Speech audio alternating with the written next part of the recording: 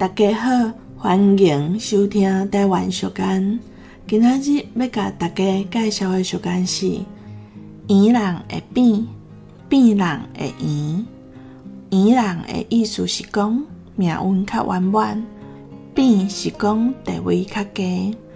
咱一世人有时啊是起起落落，机会甲运气无定着拢遐尼好，嘛无一定会遐尼歹。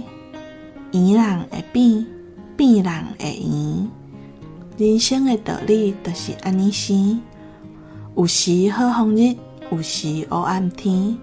无论倒一款光景，好的时毋通靠势，歹的时毋通失志。圆人会变，变人会圆。